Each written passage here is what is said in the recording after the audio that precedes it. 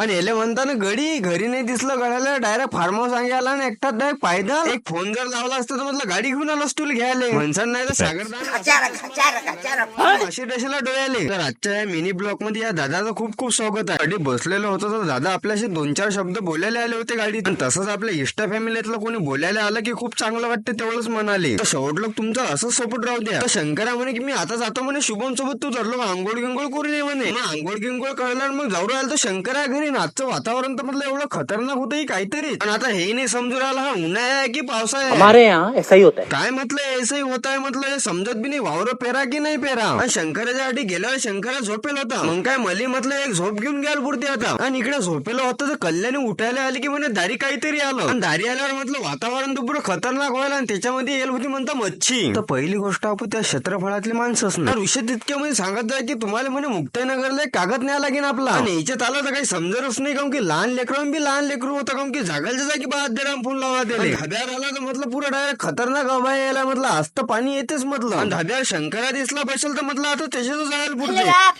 तुया game तूच खेरे भाऊ. कबूतर मेलतं तर गडानं मिसिव किंग बी टाकेल होतं आणि आज ते कबूतर परत देखा आलं. आपने लापरवाही का नतीजा. शुभम सांगे म्हणते कबुतराला म्हणे काहीतरी लागेल तर म्हण त्याला हळद लावू आता. मग संध्याकाळी अभय आला मग पाणी बी आलं. पाणी बी एवढं जोरात झालं की काहीतरी. तर इकडल्या बाजूला म्हणतो इजा तर काहीतरी पडू राहिलं तर म्हटलं आता मला खाली जायला पुरते आता. मग आजच्या ब्लॉग मध्ये एवढंच. चला मग भेटू पुढच्या ब्लॉग मध्ये. आपल्याला लाईक आणि फॉलो करायला विसरू नका.